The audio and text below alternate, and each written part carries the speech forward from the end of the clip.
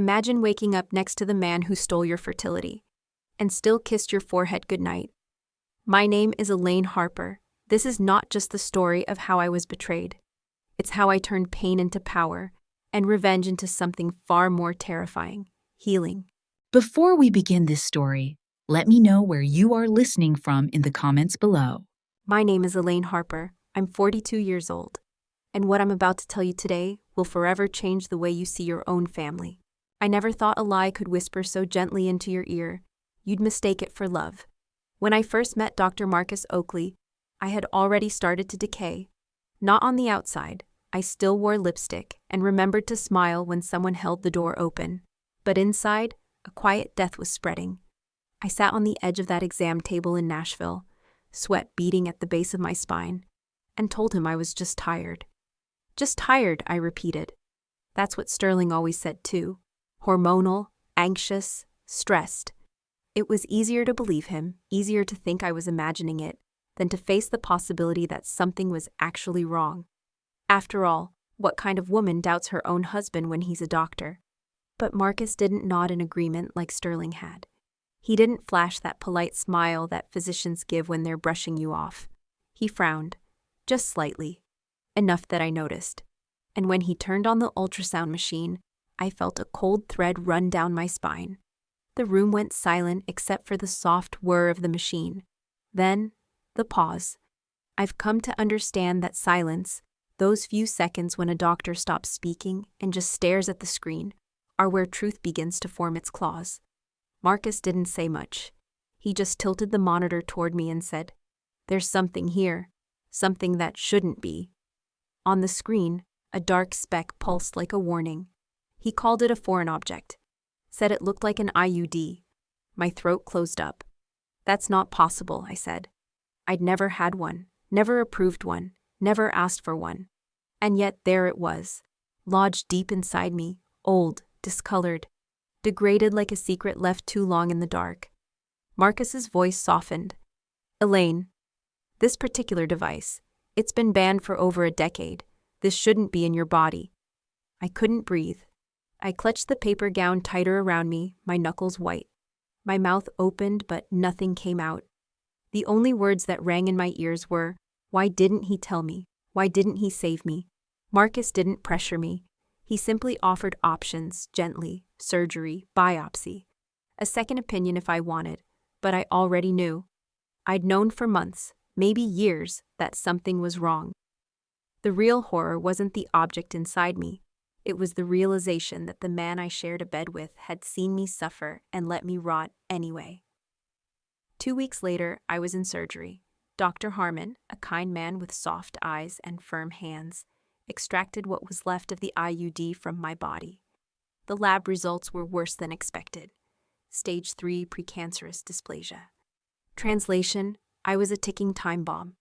I remember waking up after the anesthesia wore off, blinking at the ceiling lights in recovery, and wondering how much of me had been stolen while I slept. The pain from the incision was sharp, but it was nothing compared to the hollow ache in my chest. I had trusted Sterling. He had been in the operating room. During my appendectomy 8 years ago, he'd insisted on handling it himself. Said it was better that way, more control, more comfort for me. It made sense back then. It makes horror now.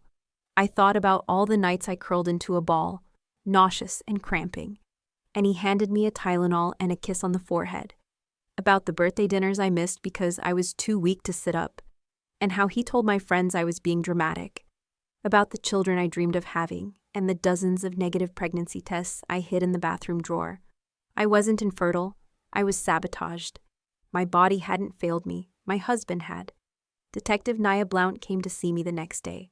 She had eyes like storm clouds, and the posture of someone who'd carried too many women's secrets on her shoulders. "We pulled your OR records," she said quietly. "Sterling was the only attending physician during your surgery. And this IUD? It's consistent with one that was recalled and made illegal for use 10 years ago." I didn't ask what that meant. I already knew. What kind of man implants a device into his wife without consent? What kind of man does that and then lets her wither while he tucks his guilt behind a lab coat and a smile? Sterling Thames, apparently. The same man who used to kiss my temple and say, Don't overthink it, sweetheart. Now I was overthinking it. I was thinking so much I couldn't sleep. And I was done pretending. The woman who walked out of that hospital wasn't the same Elaine who had walked in. I left my compliance on that gurney, left my silence in those bedsheets. I spent the next week alone in the guest room. I didn't answer Sterling's questions. I didn't even look at him. Every time I heard his voice, my skin prickled. Every time he touched a doorknob or opened a cabinet, I imagined the same hands inside my body, playing God. I watched old home videos one night, just to torture myself. There we were, smiling, holding hands at a vineyard, laughing with wine-stained teeth. Me kissing his cheek while he toasted to forever. I paused the video on that frame and stared. That woman had no idea what was coming. That woman still believed in forever. I thought about the anniversary cards, the shared bank accounts, the dinners where he'd hold my hand and ask about my day. Small illusions stitched together like a safety net. But now I saw the stitches were frayed. Deliberate. The next morning, I called Marcus.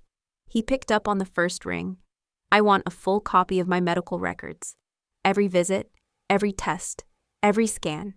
He didn't ask why. He just said, "I'll have them ready by noon." The only person who didn't ask questions was the one who finally believed me. I called my mother. I didn't tell her everything. Just enough to feel the ground under my feet again. She cried. Not because she knew the details, but because she heard the fracture in my voice. "You don't have to carry this alone," she said. But I did, for now.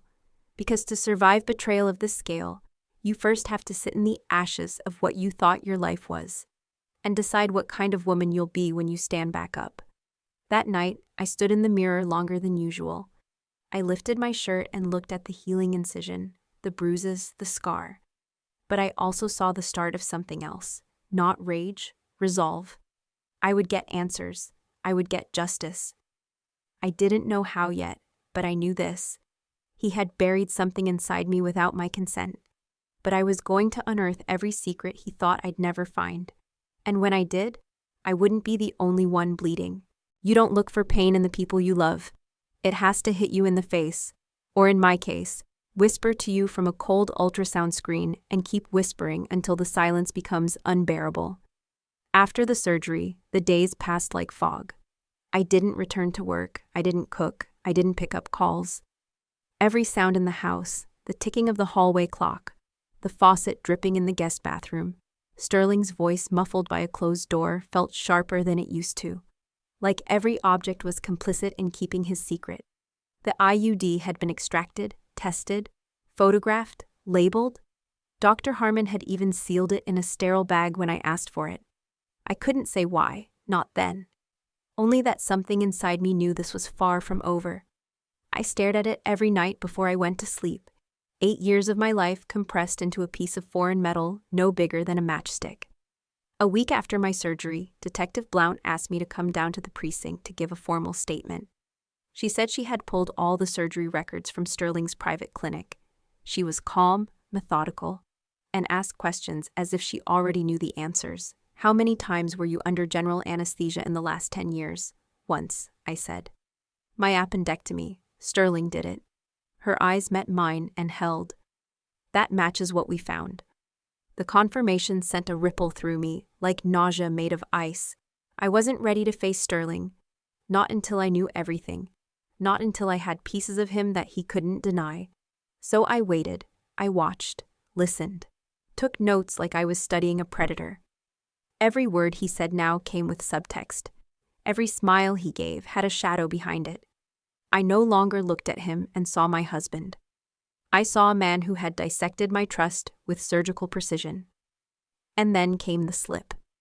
One Wednesday morning, Sterling left early, said he had a conference at the university, something about a panel on reproductive advancements. But he forgot his lunch in the fridge and returned 20 minutes later. I was in the hallway when the front door opened. He didn't see me, not right away. He was humming, and he had lipstick on his collar. Not my shade. I hadn't worn lipstick in weeks. He froze when he saw me. His smile twitched, but didn't fall. "Elaine," he said, like I was the one who needed to explain myself. I didn't say a word, just walked to the kitchen, opened the fridge, and handed him the lunch he forgot. He took it with a thank you and left. But in that moment, something inside me cracked. Not shattered, cracked, clean, quiet, and permanent. I didn't need to see his phone, didn't need to follow him. I already knew. 2 days later, I got what I didn't know I was waiting for.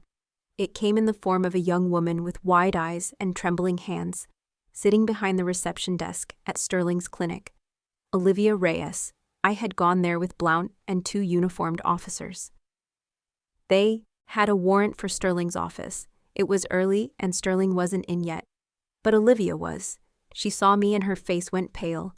"You're his wife," she said. It wasn't a question. Her voice shook when she spoke. She kept glancing at the silver band on her ring finger, then at mine. It was the same ring. "Did he give that to you?" I asked. Her mouth opened, then closed. I stepped closer. "Tell me the truth, Olivia, please."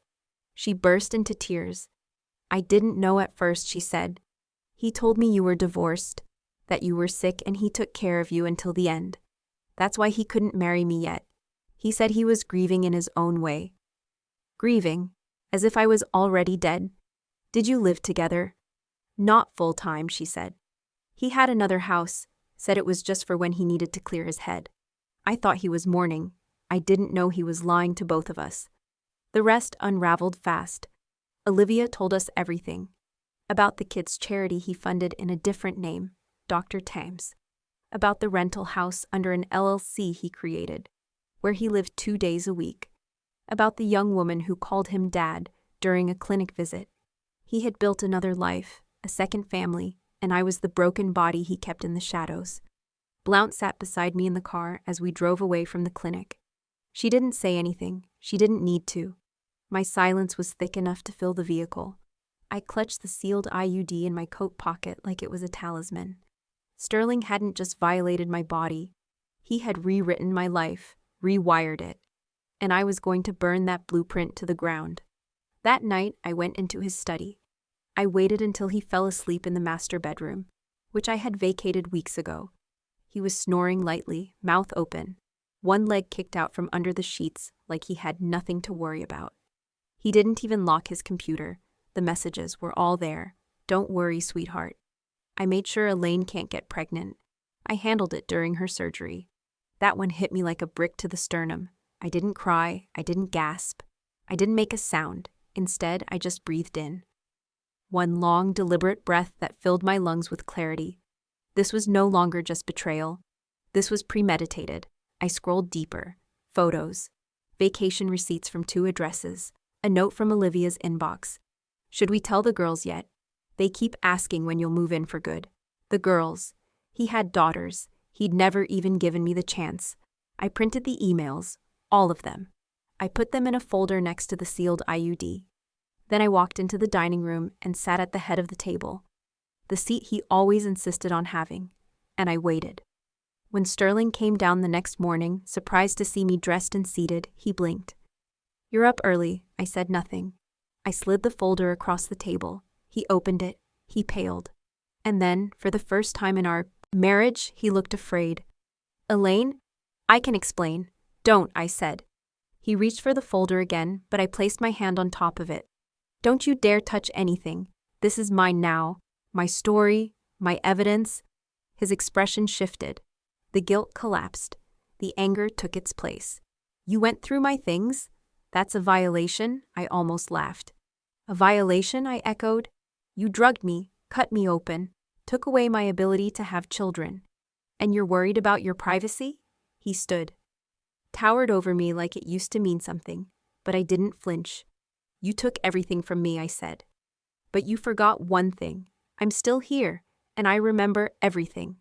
The morning air in the dining room was still. Nothing moved. Not the curtains, not the clock, not even Sterling. He stared at the folder in front of him like it was ticking. Inside, the printed emails, the photos, the duplicate credit card statements, and the IUD, still sealed in its sterile medical pouch, glinting like something out of a horror movie. I had arranged them with care, let him see his empire unravel on linen napkins and mahogany wood. The setting he had once insisted made us look classy during dinner parties. Now it looked like a crime scene. He opened the folder with 2 fingers, slow, like it might burn him. I watched his eyes move. Scan, panic, denial, calculation. He didn't speak for a full minute, and then he said, "You went through my files." That was his first reaction. Not regret, not sorrow, not even shame. Control. I laughed. Quietly. The kind of laugh that tastes like smoke. "That's your takeaway?" He closed the folder, set it down like it was just another patient chart. "Elaine, I understand you're upset." "Upset?" I echoed. I stood slowly, palms on the table, leaning toward him. "You stole my body. You rewired my life. You planted a bomb inside me and smiled while it ticked. And you think I'm just upset." His mouth opened, closed. The mask of calm cracked slightly. "I never meant for you to get hurt," he said. "You never meant for me to know. That's what you mean." He took a step back, reflexively. I didn't follow, just straightened my back and said the line I had rehearsed in front of the mirror. "You took away my ability to choose. You took away my motherhood. But you don't get to take away my voice." Sterling's face darkened. "You think this is going to go your way?" he asked. "You want to destroy me? Is that it?" "I don't have to destroy you," I said. "You already did that. To yourself." He moved closer. The air changed, grew colder. He lowered his voice like he was trying to intimidate me, the same tone he used to use with interns who questioned his orders. "If you go public with this, if you push this, you'll regret it, Elaine. You'll go down with me. The press will eat you alive. And no jury will believe you didn't consent." I stepped closer too, closer than comfort. "They won't need to believe me," I said. "They'll believe the forensics, the signatures, the surgery dates, the lab results." "You're bluffing, am I?" He blinked. And that's when I knew he was no longer in control. He turned away, poured himself coffee like the act might ground him. "This doesn't have to be war, Elaine. It already is." He turned back, desperate now. He was good at desperate. It made him look human. "We can fix this. We can settle it privately. I can resign from the board. We can sell the practice. Leave Nashville. Start over. Together." Together? I walked over to him and placed our wedding photo on the counter. Next to it, I placed the IUD. "That's what we were," I said, pointing at the photo. "And that's what you turned it into." He didn't speak, didn't move, didn't even blink. So I left. The drive to the precinct was silent. Blount sat in the passenger seat of my car, flipping through the documents I had given her the night before. She was methodical, like always. But I noticed the way she lingered on one particular email.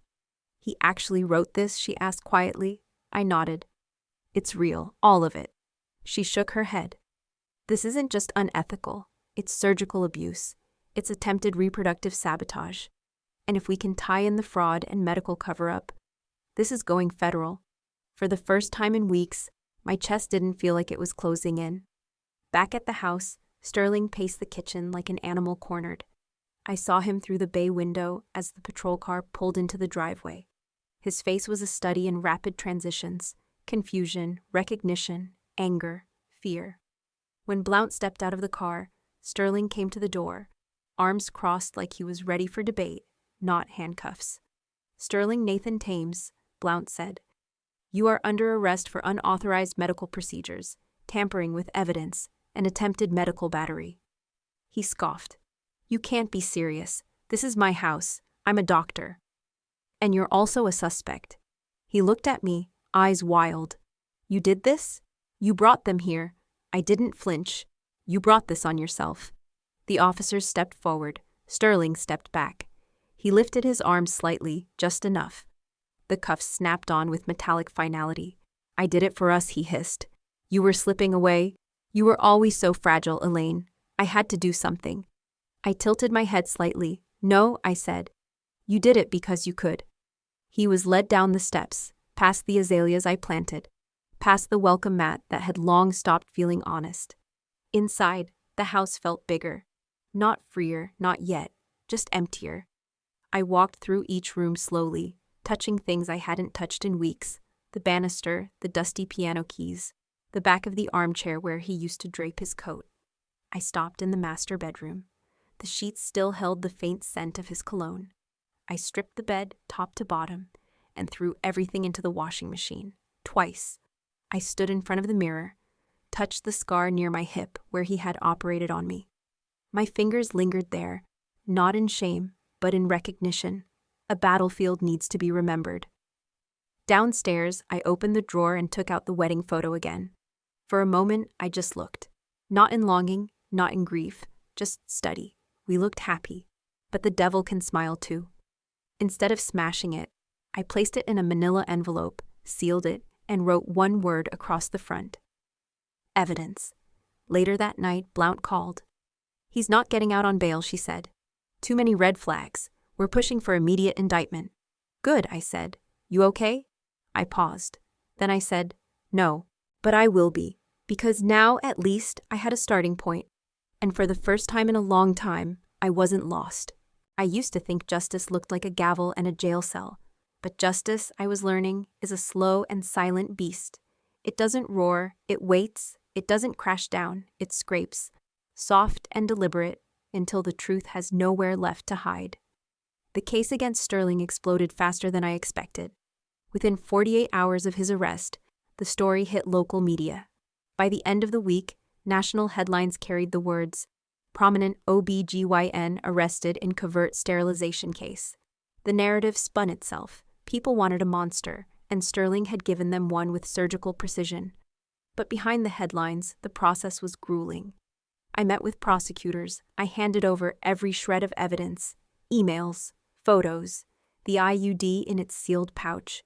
I gave my testimony in a cold room with a recorder running and a woman from victim services sitting beside me. My voice didn't shake, but my bones did. Telling it felt like reliving it. But this time, there was no anesthesia. They asked questions I had already answered in my mind 1,000 times. Why didn't I notice sooner? Why didn't I get a second opinion? Why didn't I leave? Because love, when weaponized, turns questions into shame. Because no one expects betrayal to wear a wedding ring. Sterling's legal team was fast and ruthless. They filed motions to suppress evidence, claimed I had mental health issues, claimed I consented, claimed I was unstable and vindictive. They painted me as the jealous, barren wife who couldn't accept the end of a marriage. They tried to undermine my credibility by citing therapy notes from 5 years ago when I sought help for anxiety. They argued that my judgment was impaired, that Sterling, the respected doctor, was the real victim of a resentful woman unraveling. They underestimated how much I had endured to get to this point. My medical records, Marcus's testimony, and the documented timeline were airtight. There were signed orders from Sterling during my appendectomy. Olivia Reyes gave a sworn affidavit. The IUD's serial number matched a batch banned by the FDA a decade ago. They tried to poke holes, but the case held. And Sterling, he sat in court in a gray suit, thinner than I remembered, his hands folded like a schoolboy caught stealing lunch money. Our eyes met once. He looked away first. The courtroom was full, every seat taken. Press, attorneys, students, families, some just curious. Others, angry. When I took the stand, I didn't bring notes. I brought memory. I told them about the stomach pain, the night sweats, the infertility, the slow erosion of trust. I told them how I sat across from the man I loved for years and never saw the scalpel in his smile. I didn't cry. I didn't shout. I spoke like someone telling a bedtime story from hell, calm, clear, deliberate. I ended with this. He didn't steal my fertility. He stole my choice. And when you take someone's choice, you take their life in pieces. I'm here to take mine back. The courtroom was silent. Even the judge's pen paused mid-note. Sterling never testified. His lawyers kept him off the stand, but Olivia did. She trembled at first, then steadied, then burned. Her words were a scalpel of their own. He told me his wife was dying, that she had accepted she couldn't have children, that she wanted him to move on. She looked over at me. He made me feel special. But everything about him was a lie. Even the jury flinched. I expected to feel triumph watching her testify, but all I felt was tired. Tired that we had both been manipulated. Tired that it took this much suffering to be believed. Deliberations took 2 days. I didn't wait at the courthouse. I walked the long perimeter of Centennial Park, past children playing, past food trucks, past lovers holding hands. I wasn't any of those people, not yet, but I watched them like they were stars from a world I used to orbit. When the call came, I stood under a sycamore tree, one hand braced against the bark. Guilty on all counts, Blount said. I didn't collapse. I didn't cheer. I just whispered, "Thank you," and stayed very, very still. A woman with a stroller passed by. Her baby cooed at the leaves. The moment was so ordinary it felt sacred. Sentencing came 3 weeks later, 7 years. Some said it wasn't enough, that he'd be out early, that people like him always find a way to land softly. But I wasn't looking for revenge anymore, not in the traditional sense. I was looking for release, and I got it. Sterling was led away in cuffs. No plea deals, no handshakes, no final words. Just the sound of his shoes on the courtroom floor. Afterward, I sat on the courthouse steps and exhaled like I had just finished a marathon. Marcus found me there. He didn't say anything at first, just sat beside me, silent, present. Then he said, "You did it." "No," I said. "I survived it. Now I have to learn how to live." He offered his hand. I took it. Back home, I packed the rest of Sterling's things into boxes. Not out of anger, but clarity. I donated the suits, shredded the records, burned one photo, but kept the wedding album. Not because I missed him, because history should be documented. Even when it wounds. I started therapy, joined a support group for survivors of medical betrayal, spoke in small rooms full of quiet women with loud stories. One night, a woman in her 60s with snow-white hair said, "They always think we'll stay quiet." I nodded. Not anymore. The healing didn't come all at once. It came in fragments. In days when I woke up and didn't think about the pain first. In nights when I looked in the mirror and saw more than just a scar. In mornings when my voice felt like mine again. It came when I bought a new pillow for the empty side of the bed. When I changed the locks. When I framed my first painting after years of abandoning color. It came in unexpected forms. A note from a stranger. A text from Olivia. A single quiet morning when I sipped coffee and didn't think of him at all.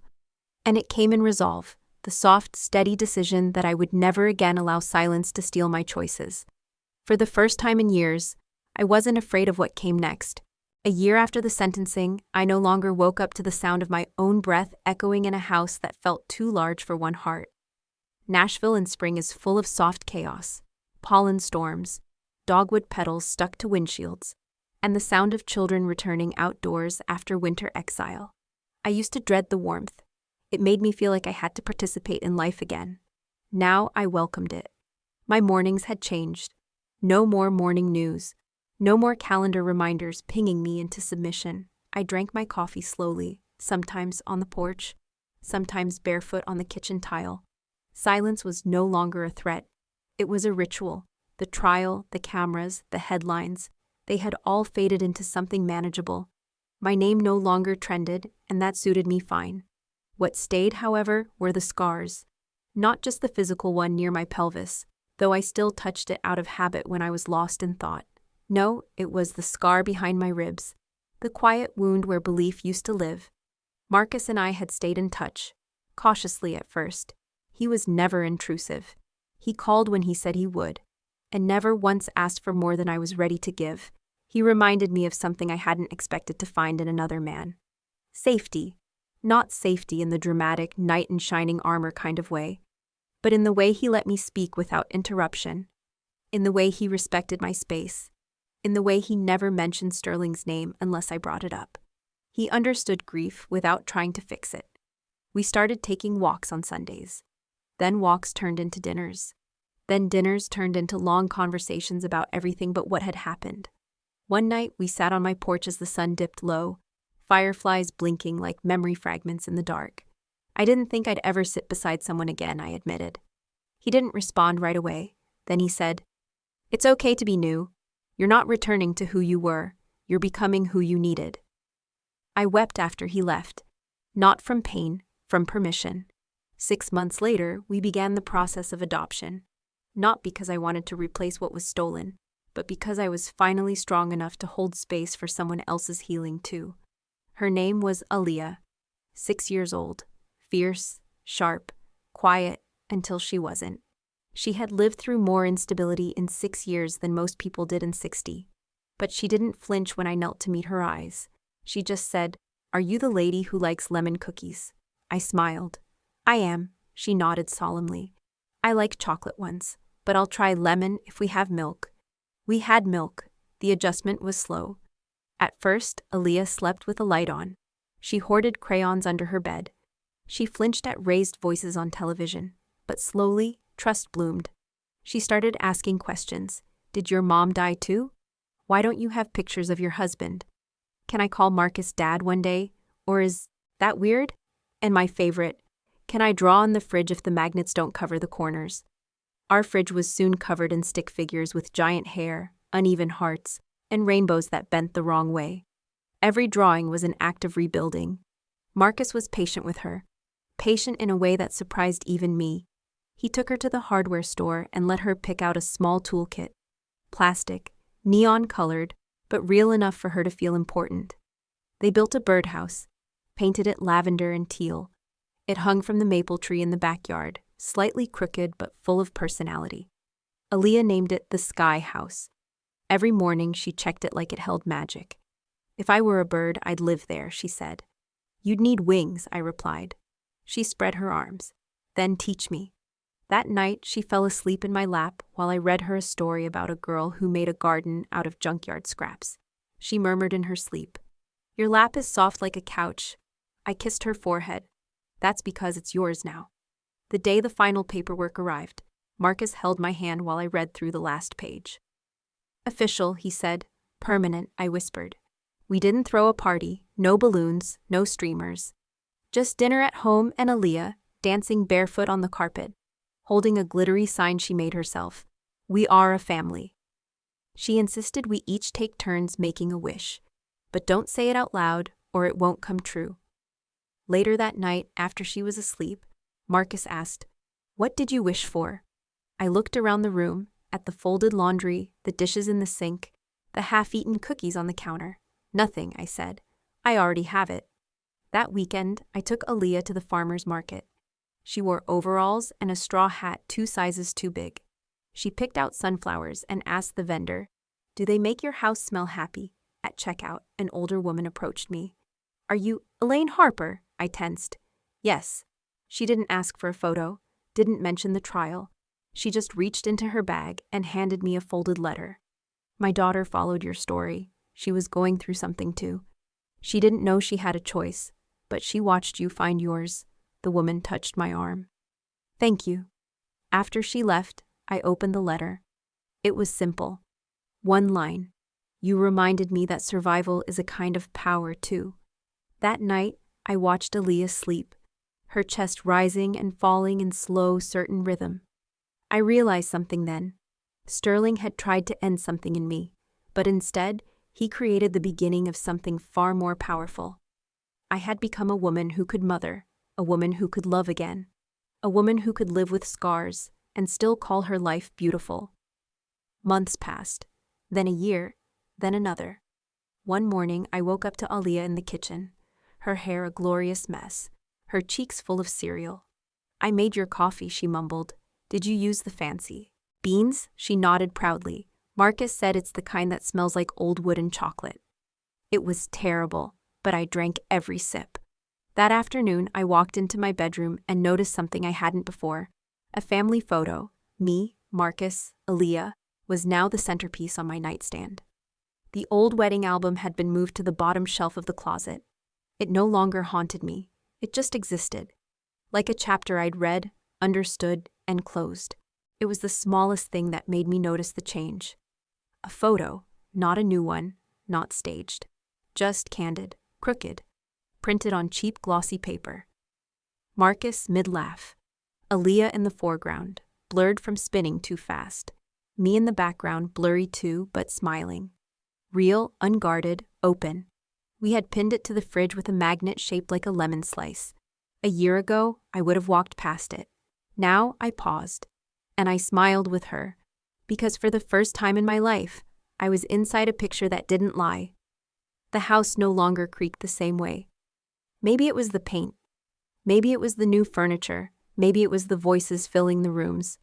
But something in the bones of the place had shifted. I didn't avoid the master bedroom anymore. Marcus and I painted it together, a pale sage green that Aaliyah called mint ice cream. We moved the bed to the opposite wall. New sheets, new scent, new sleep. One evening, Aaliyah padded into the room in her socks and handed me a small envelope. It was decorated in stickers and crayon swirls. Inside was a drawing of 3 people holding hands, standing in front of a big purple house. A cat hovered in the corner, floating like a balloon. At the top she had written in shaky cursive, "Our house, forever." I didn't cry, but I felt something loosen inside me. Something old, something that had been gripping my ribs like a fist finally letting go. I still kept the old wedding album. It sat on the bottom shelf of my closet, beneath boxes labeled taxes and winter clothes. I hadn't opened it in over a year, but one afternoon while cleaning out clutter, I found it again. I sat cross-legged on the floor and opened the first page. There we were, Sterling and me, smiling like the world would never bend. I didn't flinch, didn't close it, just looked. There were parts of me in those photos I still recognized, and others I had outgrown. When Aaliyah wandered in and saw me, she said, "Who's that man?" I hesitated, then told her the truth softened like beach glass. "Someone I knew, but he's not part of our family anymore." She nodded. "Oh, okay." Then, without asking, she slipped her drawing between 2 album pages. "So the book has a better ending now." I left it there. Marcus and I got married quietly. No vows written for the crowd. No white dress. Just 3 people at the county courthouse, wearing clothes that felt like them. Aaliyah wore gold sandals and a purple headband. She held both our hands and said, "Can we get cake now?" We did. And when the waitress asked if we were celebrating something, Marcus said, "Just life finally behaving." Later that night, we danced in our living room. No music, just the sound of Aaliyah humming something tuneless but happy. She twirled, arms out, and declared, "This is the best wedding ever because no one wore itchy clothes." She wasn't wrong. We planted a tree in the backyard that spring. It was Aaliyah's idea. She picked a red maple.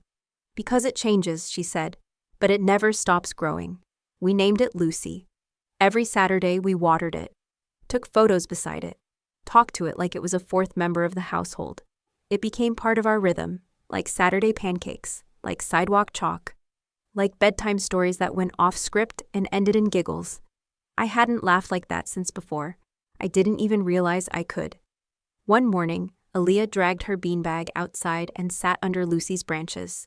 "I'm teaching her to read," she explained, holding up a book. "She's slow, but she tries." Later that day, she drew a family portrait, us and the tree. She labeled Lucy with a speech bubble. "Thanks for giving them roots." I started writing again. Not for publication, not for anyone else, just for me. It started with journal entries, then scenes, then letters I'd never send. Eventually, I wrote an essay titled "The Woman Who Chose Herself" and shared it at a local library reading night. People clapped, some cried. One woman slipped me a note on the way out. "Thank you for surviving out loud." Another asked if she could hug me. I said yes. She smelled like lavender and printer ink. "Your story gave me permission to tell mine," she whispered. That night, I wrote another piece, this time titled "The Power of Being Seen." Marcus printed it and framed it without telling me.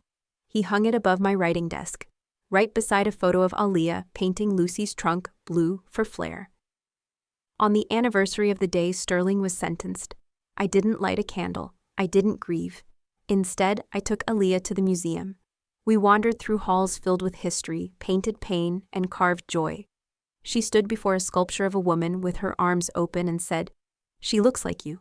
I said, "Why?" "She's strong, but not scary." That night, I wrote those words on a sticky note and pressed it to my mirror. Strong, but not scary. Our family wasn't perfect. We had loud mornings and messy rooms and dishes left too long in the sink. But it was real. Marcus kissed my forehead when I forgot things. Aaliyah told jokes that made no sense, but made perfect joy. I learned to garden. Marcus learned to dance. Aaliyah learned to forgive people who didn't deserve it. But only when she was ready. One evening, as we sat on the porch watching fireflies, Aaliyah rested her head on my shoulder. "Do you think bad things still remember us?" she asked. I thought for a long time. Then I said, "Maybe, but we don't owe them space." She nodded. "Then I won't make room, not even a little corner." That night, as I tucked her in, she whispered, "Thanks for choosing me." I kissed her hand. "No," I said. "Thank you for letting me." Before leaving her room, I looked back and saw her reach for her sketch pad. "Drawing one more." "Family picture," she said. "Didn't we already do that?" "This one's with wings, just in case we ever want to fly somewhere together." In the quiet of our home, where once there was emptiness, there was now laughter and color and softness, and a red maple growing taller each day. Because sometimes the best stories don't end with revenge or closure. They end with a beginning, and sometimes they fly. I used to count survival by milestones, legal victories, nights without crying, headlines that no longer mention my name.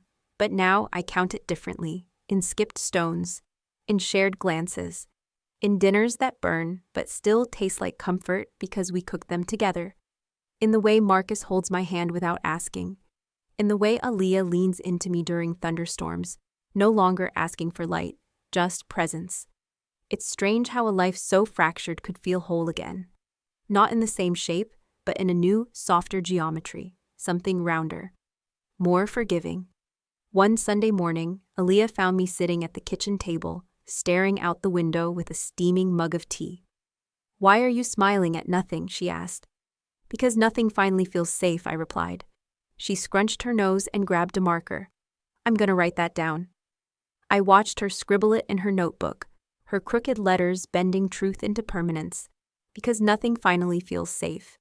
That sentence now hangs on our refrigerator, right next to her magnet poetry. Words like believe, light, and wild. Rearranged every morning, she calls it emotions breakfast. Each morning, it tells a new story.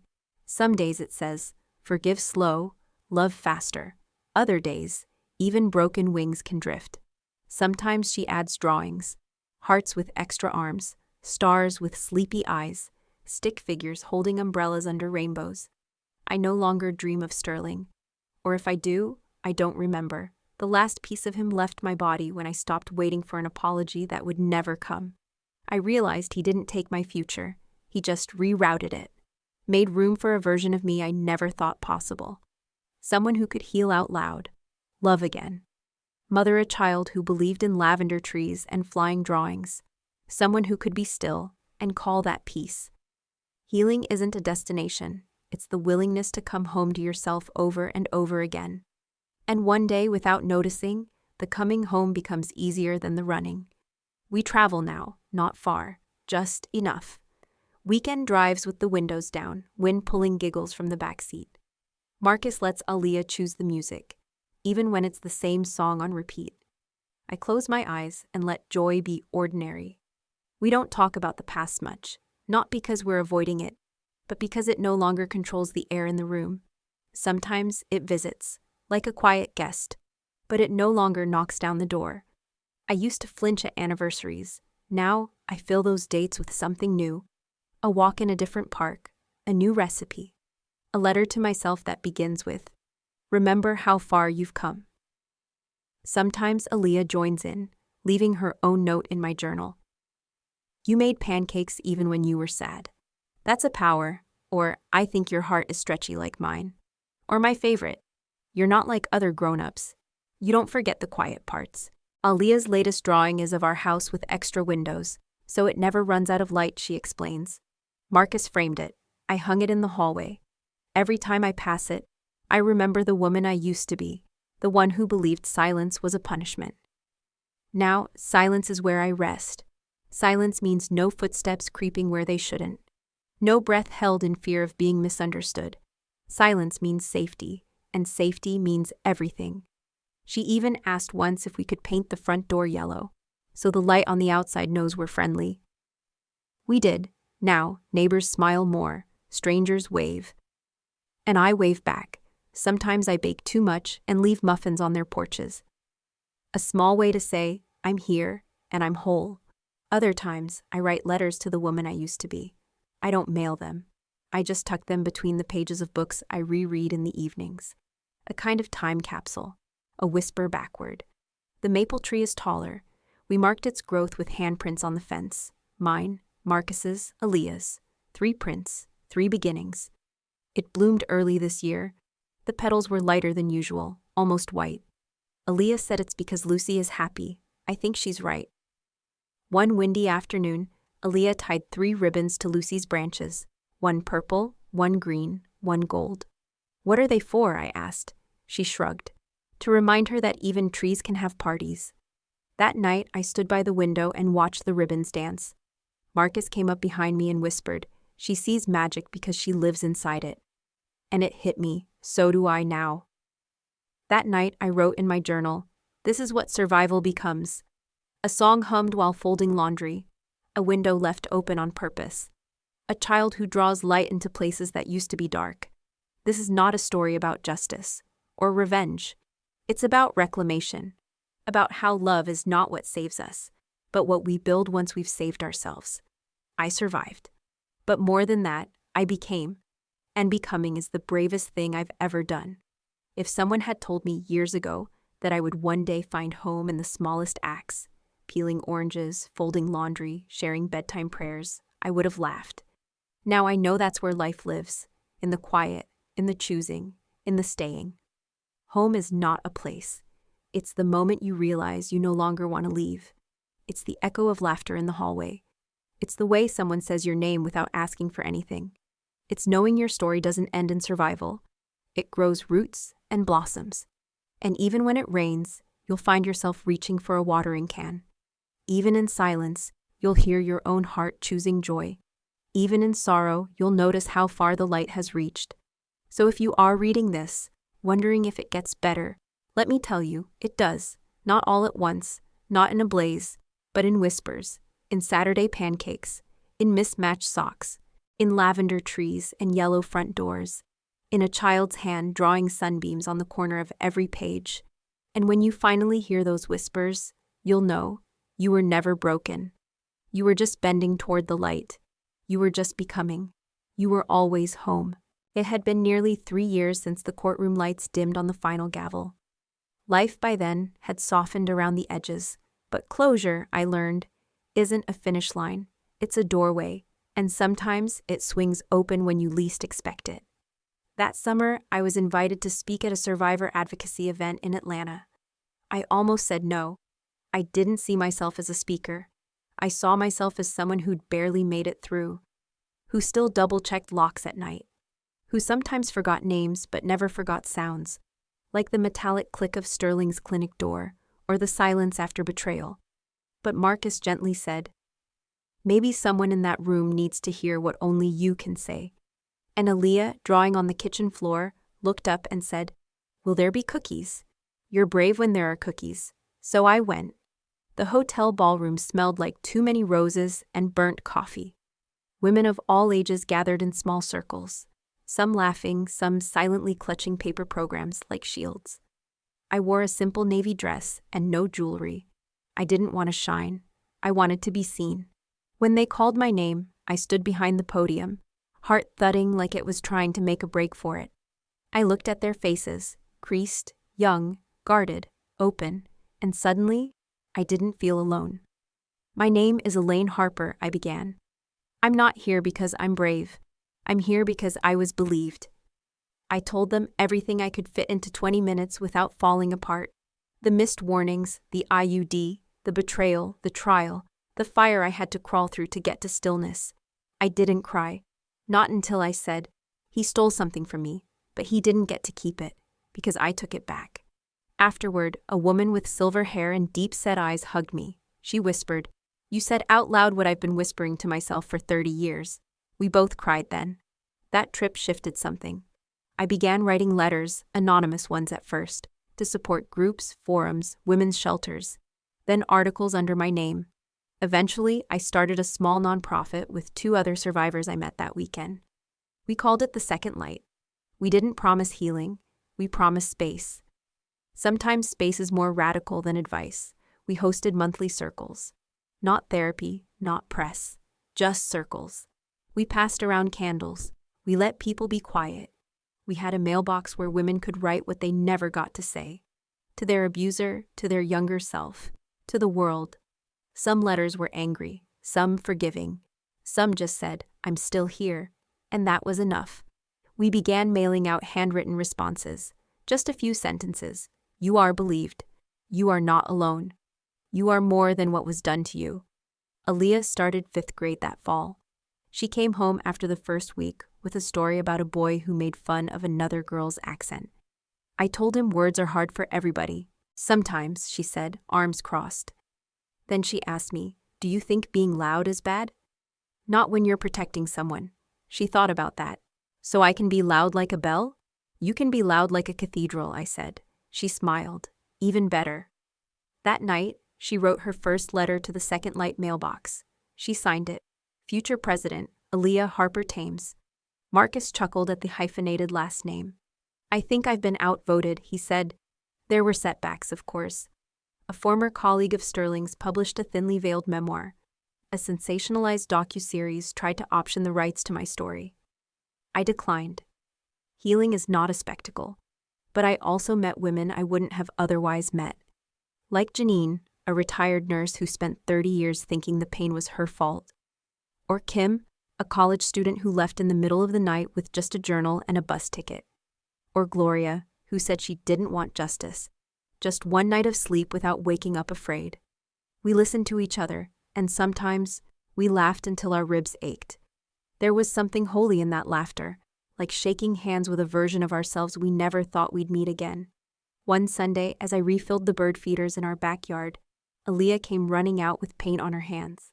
"Mom," she yelled, "the mural's done." She'd been helping paint a wall at the community center. She pulled me to the fence, her cheeks pink from the sun. The mural was bright, messy, perfect. It had women with wings, children with stars in their hands, and a large open door surrounded by sunflowers. "What's the door for?" I asked. She shrugged. "I think it's the part where people walk back into themselves." Marcus put his arm around my waist. "You did that?" he whispered. "No," I said. "We did." That night, I stood under the porch light with a cup of tea and watched a moth dance around the glow. A small thing, drawn to warmth, trying to find its place in the dark. I understood it. The past doesn't vanish, but it no longer drags me down like an anchor. Now it's just a stone in my pocket, a reminder of what I carry and what I chose to leave behind. In that pocket, I keep more than the past. A note from Aaliyah that says, "You are my safe place." A photo of our family in front of the yellow door. A keychain shaped like a sunflower. A ribbon from Lucy's tree. A pebble from the lake where Marcus first told me he loved me. And sometimes a folded paper with one sentence written in my own handwriting. "You are not what happened to you. You are what you did next." And what I did was stay. And grow. And love. And tell. And keep telling. Because the truth doesn't just set you free. It becomes the ground you plant in. And from that comes the next life. If you are reading this, wondering if it gets better, let me tell you, it does. Not all at once, not in a blaze, but in whispers, in ordinary meals, in awkward hugs that become sacred over time, in bad drawings on refrigerator doors, in lavender paint on crooked birdhouses, in fierce little girls with big questions, in tea mugs that no longer tremble, in mornings that ask for nothing but your presence. And when you finally hear those whispers, you'll know. You were never broken. You were just bending toward the light. You were just becoming. You were always home. The cold came early that year. October pressed its knuckles against our windows, fogging the corners of the glass and curling around the porch like a stray animal. Aaliyah had outgrown her rain boots. Marcus had taken to drinking tea instead of coffee. And I had started to write again. Not essays, not speeches, stories, quiet things. Fiction, mostly. About women who dug gardens where concrete used to be. About girls who found lost objects and realized they were pieces of themselves. Life was full, if not loud. That's when I met Jordan. She was 22. Pale, sharp-featured, with eyes that darted like cornered birds. She showed up at a Second Light circle on a Thursday evening. Didn't speak. just sat on the floor beside the bookshelf, legs pulled tight to her chest. When it came time for candle passing, she didn't take it. And that was okay. We never forced it. After the meeting, I found her outside, pacing the gravel edge of the parking lot, jacket unzipped though the wind had bite. "You don't have to talk," I said, offering a paper cup of cider. "But you're allowed to." She took the cup, held it with both hands. "Do you ever forget the sound of it?" she asked. I didn't need to ask what it was. "No," I said softly, "but it stops holding power." She nodded once and walked away. She came back the next week, and the next, still didn't speak, but her eyes stayed longer. Her hands stopped trembling when she poured herself water. The fourth week, she brought a folded napkin with something written on it. She placed it on my lap and left early. The napkin read, "He was my professor. Everyone thought he was a genius, but he made me small." I pressed the napkin to my chest and let the weight of her confession settle in my ribs. The next meeting, I brought her a pen and a real notebook. "This is yours," I said. She smiled without teeth. That was the beginning. Winter arrived like a slow ache. Our house smelled like cinnamon and paint. Aaliyah was working on a giant canvas project for school. Marcus had started a compost bin in the backyard, said it felt good to turn scraps into something that could grow. One night, while Aaliyah slept upstairs, I read Jordan's notebook. She had left it behind by accident, or maybe on purpose. The pages were chaotic, ink smeared, corners bent, but her words sang. They weren't just about pain, they were about escape, hunger, need, fury. There were metaphors of glass and gravity, of rivers that refused to freeze. She wrote, "Some girls are not made of sugar, some are salt, some are steel." She wasn't just surviving, she was translating. We invited her over for dinner one Sunday. She sat stiffly at the table, politely picking at salad, barely speaking. Aaliyah, ever the diplomat, leaned across the table and asked, "Do you like dragons or fairies better?" Jordan blinked.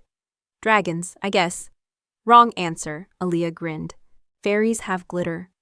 Jordan smiled, small and real. Later, she helped dry dishes, asked about the mural, held our cat like it was made of glass. When she left, she said, "This house feels like somewhere you'd come back to." I replied, "That's because we did." Weeks passed. Jordan spoke more, then less. Trauma moves in spirals. She'd smile one moment, flinch the next. Some nights she texted me paragraphs. Others, she disappeared. One evening, she called. Said she was thinking of going back to him, her professor. He apologized. He says he's changed. He wants to meet just to talk. I didn't tell her what to do. I said, "The most dangerous lie abusers tell is that they've burned the matchbook, but they always keep one spark in their sleeve." She didn't respond. I sat up all night waiting for her to text. She didn't. 3 days later, she showed up at my door. Mascara smudged, cheeks windburnt, fingers shaking. "I went," she said. "I saw him. I thought maybe..." Her voice cracked. "I thought if I could forgive him, I'd feel whole again." I took her inside, made tea, let her cry, let her rage. I didn't fill the silence. I let her sit in it, stew in it, until her breath returned.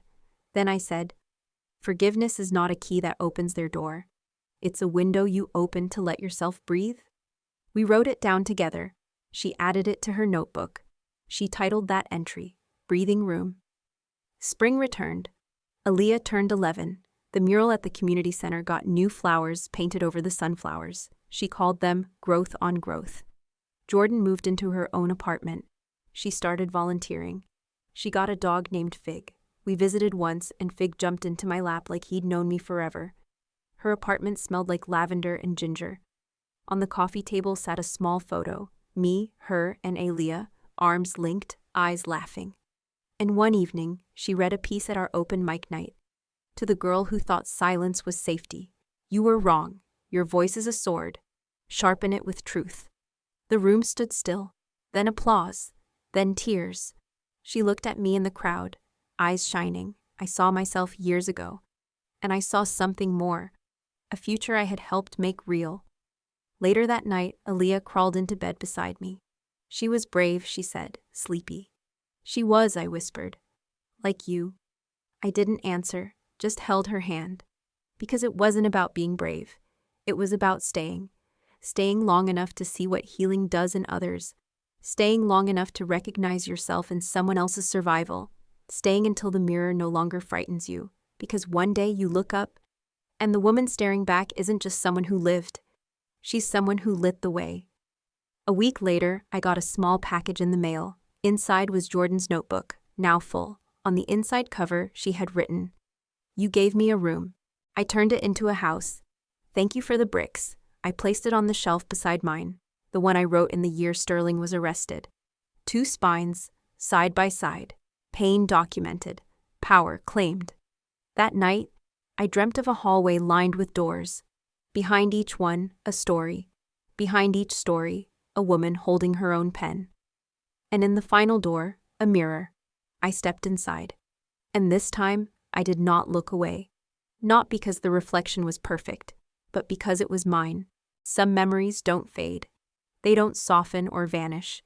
Instead, they find a quiet drawer in your mind and wait, folded neatly like an old letter you don't reread, but never throw away. Sterling became one of those memories. His name rarely came up anymore, not because we buried it, but because it no longer defined our daily lives. The courtroom was a distant echo. The articles had stopped. People had moved on. So had I. But not in the way most people mean when they say that. I didn't erase the past. I integrated it. I built around it. It was a rainy Tuesday when the adoption agency sent a final update. All paperwork was archived. All files closed. Aaliyah was legally, irreversibly, ours. Marcus brought home sunflowers that day. Not roses, sunflowers. Stubborn flowers. Survivors of wind and drought. "I thought you'd prefer something that doesn't give up easy," he said. I kissed him with rain still in my hair. Aaliyah watched us from the kitchen doorway, arms crossed, eyebrows raised. "Ugh, gross," but she smiled. She always smiled when she said that. Later that week, I moved the old wedding album. It had lived on the bottom shelf of the closet for years, untouched but not forgotten. I slid it into a storage bin, labeled it with a single word. Before. Then I took the new family photo from our trip to Asheville, the one where Aaliyah had her arms slung around Marcus's neck, and I was laughing at something out of frame, and placed it on my nightstand. It belonged there. We belonged there. Our mornings found rhythm. Marcus made strong coffee. Aaliyah liked her toast burnt on one side. I read the local paper on real paper, not a screen. There was a strange comfort in folding pages, in circling recipes I'd never try, in watching the ink rub faintly on my thumbs. On Thursdays, I volunteered at the community pantry. On Fridays, Marcus coached a girls' basketball team at the rec center. On Saturdays, Aaliyah insisted we eat cereal for dinner. We built rituals from ordinary things. Grocery lists, shared laundry, nighttime tea. Life wasn't perfect. It was just ours. One morning, Aaliyah brought home a permission slip from school. "It's for the family tree project," she said. "But I don't know how to do it. My tree's all chopped up." I knelt beside her. "Then let's build a new one," I said. "One with strong roots and wild branches." She drew Marcus and me in thick crayon, arms extended like we were holding the whole page in place. Above us, she scribbled the words, "Grew from light, not blood." I framed that drawing. It hangs in the hallway now. The Second Light Foundation grew too. We added 2 new programs. One for college-age survivors, another for women re-entering the workforce post-recovery. Jordan became our youth advisor. She dyed her hair blue and insisted our pamphlets not look boring. We let her take the lead. She organized the first annual Voice Revival Showcase, an evening where survivors could share stories, music, poems. The lights were low, the crowd quiet, the applause thunderous. One woman read a letter she never sent to her abuser. Another sang a lullaby she wrote for herself. And when it was my turn to speak, I didn't use a microphone. I just stood center stage and said, "You are not what happened to you. You are what you did next." They stood. Not for me, for each other. Afterward, Aaliyah came up, tugged my hand and whispered, "You didn't cry." "I already cried it all out," I said. "Good, 'cause you looked strong, like superhero strong." There were still hard days, like when a letter from the parole board arrived, reminding me of time, of consequence, of the system still turning. Or when I'd catch my reflection and see the scar just below my hip, faded but permanent. Or when I'd see a news headline that felt too familiar, or an email from someone anonymous who whispered, "Thank you, I see myself in you." Even on those days, I'd feel Aaliyah wrap her arms around my waist, or Marcus kiss the top of my head while making dinner, or Jordan leave a cup of tea on my desk, scribbled with a post-it note, "Breathe." You taught me how. Healing was not a destination. It was a language we had all learned together. On the 1-year anniversary of Aaliyah's adoption, we threw a small picnic at the park. Just us. A basket of too much food, a cake with purple frosting, music from a Bluetooth speaker. She danced like the grass knew her name. We laid out a big quilt and played a game of If I Had a Superpower. Marcus said invisibility for more peace and quiet. I said time travel to hug my younger self. Aaliyah said flight. Wings would be nice, she shrugged, so I can look down and see where I've been. When the sun began to dip and the sky turned soft orange, Aaliyah sat between us and asked, "If I came from a different story, does that make this one pretend?" Marcus looked at me, waiting. I reached for her hand. "This story is real because we wrote it together," she nodded. "Then I like our ending," I smiled. "It's not the ending, baby. It's the part where everything begins." That night, after she fell asleep, I sat on the porch wrapped in a worn blanket, tea cooling in my hands. I watched the stars blink into place, quiet and unapologetic. I remembered something Sterling once said, years ago. "You'd be nothing without me." How wrong he was, because I had become everything in spite of him. Not just a survivor, a mother, a founder, a writer, a woman who turned pain into architecture, a woman who lived. On my nightstand now sits a note I wrote for myself. He took away my ability to have children, but he gave me something greater, the right to choose how I love and live. And every morning I read it, not because I need the reminder, but because I've earned the peace that comes after, the kind that no one can steal. Not again, not ever. Then I fold the blanket, kiss my daughter's forehead, and start a brand new day. Still standing, still writing, still here.